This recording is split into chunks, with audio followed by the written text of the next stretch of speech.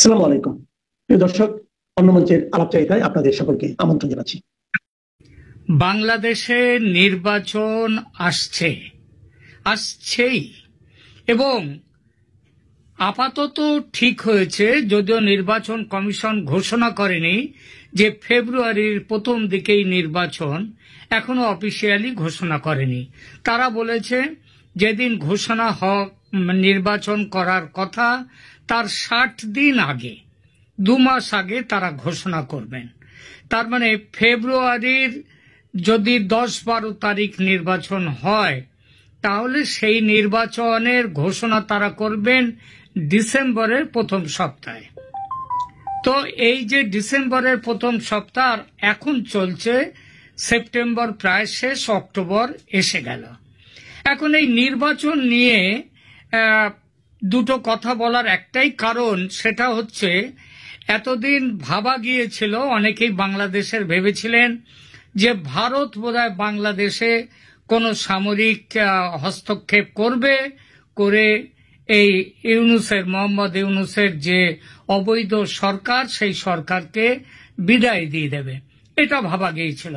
কিন্তু দেখা গেল যে ভারত সে কাজটি করছে না, বরং ইউনূস সরকারকে তাদের হাঁসফাঁস করে দেওয়ার জন্য, অর্থাৎ তাদের উপরে চাপ সৃষ্টি করবার জন্য বিভিন্ন অর্থনৈতিক ব্যবস্থা নিচ্ছে, সীমান্তে পাহারা মজবুত করছেন এবং আরো অনেক কিছু ছোটখাটো কিছু তাদেরকে উত্তেজনা তৈরি হওয়ার মতো ব্যবস্থা নিয়েছে।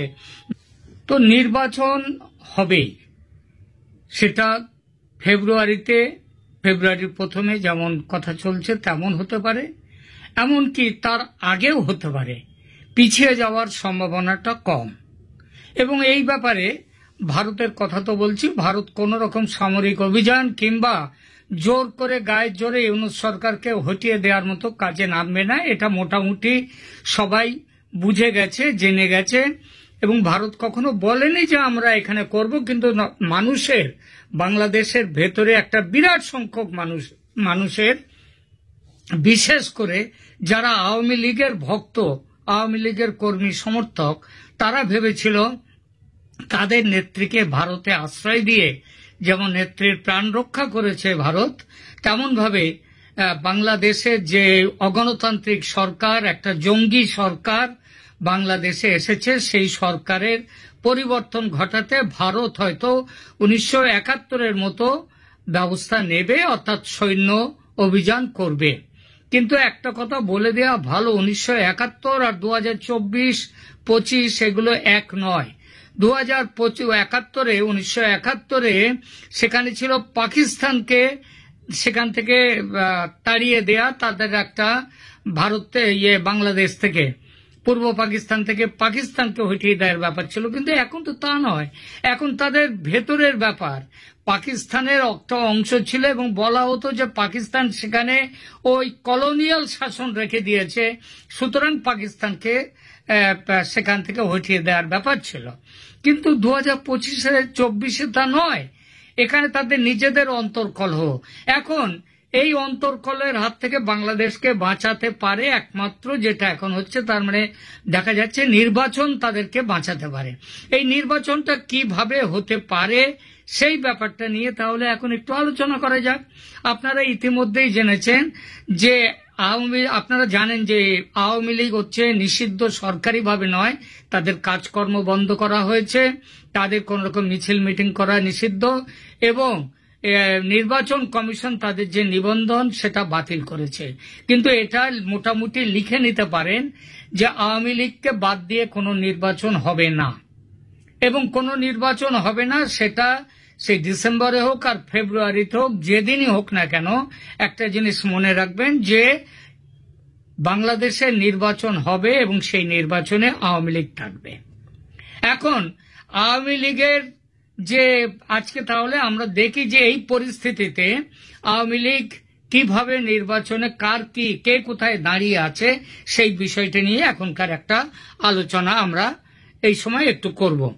বাংলাদেশের বৈষম্য বিরোধী ছাত্র আন্দোলনের নেতা নেত্রী যারা এই গত বছর জুলাই আগস্টের তথাকথিত বিপ্লব কিংবা ষড়যন্ত্র যাই বলুন না, সেইটা যারা করেছিল তাদের নেতা নেত্রীরা হঠাৎই যেন উদাও হয়ে গেছেন প্রচারের আলো থেকে। তারা আন্দোলনের ডাক দিচ্ছেন না, মিছিল মিটিং করছেন না। কখনো যদি মিছিল মিটিং এর ডাক দিয়েও ফেলেন, হয়তো ভুল করেও দিয়ে ফেলেন, আজকাল আর দিচ্ছে না, কয়েকদিন কিছুদিন মাসখানেক মাস দেড়েক আগেও দিচ্ছিলেন, হঠাৎ তারা বন্ধ হয়ে গেছে। কিন্তু যাই হোক, যদি সেই মিছিল মিটিং এর ডাক দেন তো কেউ কেউ সেই লোকের অভাবে সেসব মিটিং মিছিল বানচাল হয়ে যায়। সেনাবাহিনী আগের সার্ভিস হাসনাতদের বেশ খাতির করত, তাদেরকে ওয়াকারুজ্জামান তো তাদেরকে পুত্র সম বলে মনে করতেন, কিন্তু সেই পুত্র সম ব্যাপারটা আজকাল আর নেই, তাদের খাতিরদারি আর আজকাল হচ্ছে না। এটা তো গেল এনসিপির কথা। তার মধ্যে আবার এনসিপি ভাগ হয়ে গেছে, একদল তারা আমেরিকার পক্ষে গেছে ইমিডিয়েটলি নির্বাচন, আবার আর দল তারা গেছে হচ্ছে চীনে ছুটেছিল এই কিছুদিন আগেও। তাদের কথা হচ্ছে নির্বাচন আগে, সংস্কার শেষ হবে তারপর নির্বাচন। সুতরাং এখন এই ব্যাপারে তারা এখন বাংলাদেশের যে রাজনীতি, সেই রাজনীতিতে দেখা যাচ্ছে তাদের কোনো স্ট্যান্ডিং, তাদের কোনো সেইভাবে তাদের কোনো প্রভাব নেই। আর এরপরে দেখুন আসি বিএনপির কথা। বিএনপি দৃশ্যত বেশ বেকায়দায় পড়েছে ডাকসু জাকসু নির্বাচনের পর বিশেষভাবে। গত এক বছর বিএনপির মুক্তিযুদ্ধ বিরোধী ভূমিকাতেও মানুষ ক্ষুব্ধ। সবচেয়ে বড় হচ্ছে বিএনপির নেতৃত্ব সংকট। খালেদা জিয়া ভয়ঙ্করভাবে অসুস্থ, তার পক্ষে প্রধানমন্ত্রীত্বের দায়িত্ব নেওয়া সম্ভব নয়। আবার তার পুত্র, যিনি দলের কার্যনির্বাহক সভাপতি, তিনি আবার তারেক রহমান, তিনি দেশে ফেরার সাহস পাচ্ছেন না। অনেকেই বলতে পারেন না, তিনি বলেছেন ডিসেম্বরে দেশে ফিরবেন। প্রশ্ন হচ্ছে ডিসেম্বরে কেন, কেন আজকে নয়? বাংলাদেশের রাজনীতির ধারা এখন যারা নিয়ন্ত্রণ করছে অন্তত সামনে থেকে, সেটা হচ্ছে জামাত এবং ইসলামী দলগুলো, তারা এটা নিয়ন্ত্রণ করছে। এই পরিস্থিতিতে এখন এই যে এই পরিস্থিতিতে এখন ওদিকে এরা যে জামাত এবং ইসলামী দলগুলো নিয়ন্ত্রণ করছে, আর এরা করছে সামনে, আর যেটা এখন অনেকটা গোপন ভাবে হলেও প্রবলভাবে এগিয়ে আসছে আওয়ামী লীগ। এবং দেখবেন নির্বাচনের দিনক্ষণ ঘোষণা হলে বন্যার মতো আওয়ামী লীগ এসে ভাসিয়ে দেবে বাংলাদেশের রাজনীতি। এটাও আমি বলে দিলাম, সেটা দেখে নেবেন। আর সেনাবাহিনীও চাইছে আওয়ামী লীগ ফিরে আসুক। দেশের যে বর্তমান অরাজকতা থামাবার ক্ষমতা একমাত্র আওয়ামী লীগ নেতৃত্বের আছে। এই পুরো প্রেক্ষাপট নিয়ে আমরা এখনকার একটু আলোচনার মধ্যে যাব। দেখুন, বৈষম্য বিরোধী ছাত্র আন্দোলনের বর্তমান অবস্থাটা হচ্ছে যে তাদের সেইভাবে তাদের প্রভাব আর পাওয়া যাচ্ছে না। আর বিএনপি নেতৃত্বেও তাদের মধ্যে একটা শূন্যতা এসে গেছে, যার জন্য এমন কথাও চলছে যে তাদের যে মহাসচিব মির্জা ফখরুল ইসলাম আলমগীর, তিনি গেছেন বাংলাদেশের প্রধান উপদেষ্টা মোহাম্মদ ইউনূসের সঙ্গে, তিনি যে নিউ ইয়র্কে গেছেন, আমেরিকায় গেছেন, এখন সেটা হচ্ছে আমেরিকার শাসকদের বোঝাতে যে তারেক নয়, এখন ক্ষমতার মধ্যে আসার দক্ষতা এবং ক্ষমতা নাকি তাকেই নাকি প্রধানমন্ত্রী হিসেবে নাকি ধরে নেয়ার জন্য নাকি এখন লবিং করতে গিয়েছে মির্জা ফখরুল। এখন তো এইটা হচ্ছে তাদের সমস্ত দিক দিয়ে, কিন্তু বিএনপির মির্জা ফখরুলের যাওয়া, তার প্রভাব এবং তারেক রহমান, খালেদা জিয়া, এদের প্রভাব তো এক নয়, অনেক ফারাক, আকাশ পাতাল ফারাক, বিশেষত খালেদা জিয়ার সঙ্গে তো বটেই।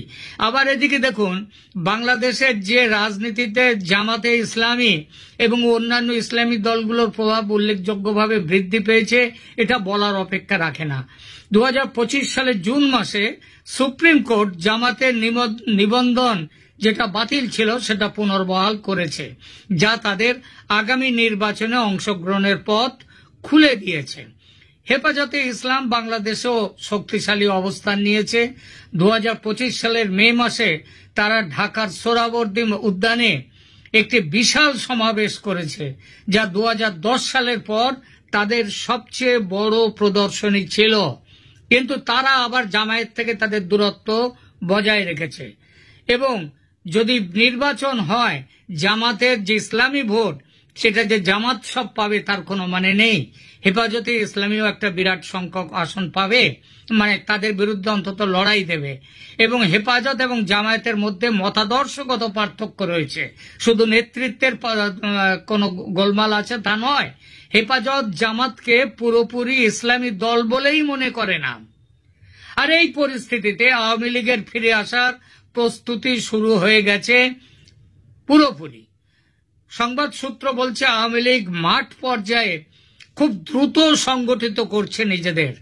দলটি আনুষ্ঠানিকভাবে নিষিদ্ধ, তবুও তারা নিয়মিত শুধু যে গোপন সমাবেশ করছে তা নয়, তারা প্রকাশ্য মিছিল মিটিংও করছে। এই দুদিন আগে গ্রেপ্তার করা হলো সম্ভবত 247 জনকে, তাতেও তারা কিন্তু তাদের কোন রকম হেলদোল নেই।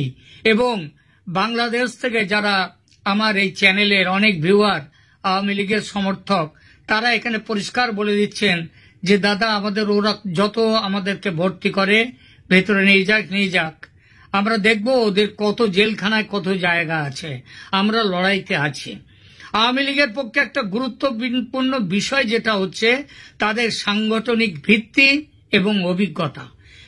এবং যারা নির্বাচনে বিশেষজ্ঞ তারা মনে করেন নির্বাচনের তারিখ ঘোষণা হলে দলটি দ্রুত পুনরুজ্জীবিত হয়ে উঠবে। তাদের রয়েছে শক্তিশালী সাংগঠনিক কাঠামো এবং অভিজ্ঞ নেতৃত্ব। সেনাবাহিনীর অবস্থান এইখানে অত্যন্ত গুরুত্বপূর্ণ এই জন্যেই যে সেনাপ্রধান ওয়াকারুজ্জামান বারবার নির্বাচনের জন্য চাপ দিয়েছেন এবং বলেছেন free, fair and inclusive election, অন্তর্ভুক্তি নির্বাচনের দাবি। এবং তিনি বলেছেন ডিসেম্বর 2025-এর মধ্যে নির্বাচন করতে হবে। স্পষ্ট করেছেন যে সেনাবাহিনী পুলিশের কাজ করার জন্য নয়, তারা দেশের সার্বভৌমত্ব রক্ষার জন্য আছে। সেনাবাহিনীর একটি অংশ, একটা বড় অংশ, তারা মনে করে যে আওয়ামী লীগেরই একমাত্র ক্ষমতা আছে এই দেশকে শাসন করার, দেশের অরাজকতা নিয়ন্ত্রণ করার। এই মনোভাব ভবিষ্যতের রাজনৈতিক পট পরিবর্তনে গুরুত্বপূর্ণ ভূমিকা পালন করবে। নির্বাচনের মোহাম্মদ ইউনূসের নেতৃত্বাধীন অন্তর্বর্তী সরকার, যেটাই ফেব্রুয়ারির কথা বলেছেন, ধরে নেওয়া যাক যদি ফেব্রুয়ারির প্রথমে ভোট হয়, তার 60 দিন আগে তার নির্বাচনের সূচি ঘোষণা করা হবে। এবং এখানেই বলা যায় যে আওয়ামী লীগও কিন্তু এর মধ্যেই আওয়ামী লীগকে নির্বাচনে অংশগ্রহণের সুযোগ দিতে হবে। সুযোগ এই জন্যই দিতে হবে, নইলে আওয়ামী লীগের আমলে যে নির্বাচন হয়েছে, যে বিশেষ করে 2014-র ইলেকশনে তো বিএনপি অংশ নেয়নি, 2018-র ইলেকশনে তারা অংশ নিয়েও তারা পিছিয়ে গিয়েছিল, মানে ভোটে সেভাবে দাগ কাটতে পারেনি। আর 2024-এর নির্বাচন তারা বয়কট করেছিল। বয়কট করার কারণটা কি ছিল? বয়কট করার কারণ ছিল তারা বলেছিল এই সরকার সরে গিয়ে একটি কেয়ারটেকার সরকারের অধীনে নির্বাচন করতে হবে। এই যে দাবিটা আমরা অনেকেই মনে করেন যে এই দাবি খুব ন্যায্য দাবি ছিল, কিন্তু ন্যায্য দাবি এটা আদৌ ছিল না। পৃথিবীর যে সমস্ত বড় গণতান্ত্রিক দেশ আছে তাদের কোথাও যে সেখানকার ক্ষমতাসীন সরকার পদত্যাগ করে কেয়ারটেকার সরকার এসে নির্বাচন পরিচালনা করবে এমন কোনো উদাহরণ কোথাও নেই। পৃথিবীর মাত্র 3টি দেশে এই উদাহরণ আছে। সেই 3টি দেশের একটি হলো বাংলাদেশ এবং বাকি দুটি হলো, একটি হলো পাকিস্তান আর একটি হলো ইরাক। পাকিস্তানে আপনারা জানেন যে সেখানে নির্বাচনের আগে কেয়ারটেকার সরকার এসে নির্বাচন করলো। সেই নির্বাচনে ইমরান খানের দল তারা বিপুল সংখ্যাগরিষ্ঠতা পেল। তারপর গায়ের জোরে আমেরিকান ষড়যন্ত্রে তাদেরকে, ইমরান খানকে এখন জেলখানায় বন্দী করে রেখে তার সরকারের পতন ঘটিয়ে সেখানে চলছে সরকার।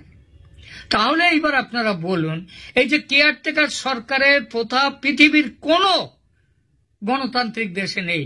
ভারত, আমেরিকা, জাপান, জার্মানি, যেখানেই যান না কেন এখানে এইটা জিনিস করেনি। তাহলে এই দাবি করে বিএনপি কি ঠিক দাবি করেছিল? একদমই ঠিক দাবি করেনি। কারণ তাকে চলতে হবে, এটা তারা নির্বাচন বয়কট করেছিল একটাই কারণে, তারা বুঝেছিল নির্বাচনে অংশ নিলেও তারা জিততে পারবে না, এবং জিততে পারবে না বলে তারা যে নির্বাচনে অংশ নেয়নি, তার ফলে কি হলো, দেশকে তারা যে অভিযোগ করে আওয়ামী লীগের বিরুদ্ধে, যে আওয়ামী লীগ দেশকে স্বৈরতন্ত্রের দিকে নিয়ে গেছে, একনায়কতন্ত্রের দিকে নিয়ে গেছে, এই একনায়কতন্ত্রের দিকে, স্বৈরতন্ত্রের দিকে নিয়ে যাওয়ার জন্য দায় সব থেকে বেশি কার? সব থেকে বেশি দায় কিন্তু শেখ হাসিনার নয়, সব থেকে বেশি দায় হচ্ছে বাংলাদেশের BNP, Bangladesh nationalist party, Khaleda জিয়ার পার্টির। তারা নির্বাচন বয়কট করে কুড়ুলের ঘা মেরেছে নির্বাচনের গাছটার গোড়াতে। সুতরাং এইবার যে নির্বাচন হবে, এখানে আওয়ামী লীগকে অংশ নিতে দিতেই হবে। আওয়ামী লীগ নির্বাচন বয়কট করছে না, বলছে না আমাদেরকে অবৈধভাবে হটিয়ে দেওয়া হয়েছে, সুতরাং এই নির্বাচন মানি না, একথা কিন্তু বলছে না আওয়ামী লীগ। সুতরাং আওয়ামী লীগকে নির্বাচনে অংশ নিতে দিতে হবে, এবং ভারতীয় গোয়েন্দা সূত্র জানাচ্ছে বিপুলভাবে জয়লাভ করবে বাংলাদেশে আওয়ামী লীগ, ক্ষমতায় আসবে আবার আওয়ামী লীগ। ভোট চুরি করতে পারবে না বাংলাদেশের এই ইউনূস শাসনের অধীনের সরকার। এখনকার মতো এখানেই রাখছি, ভালো থাকবেন, ধন্যবাদ।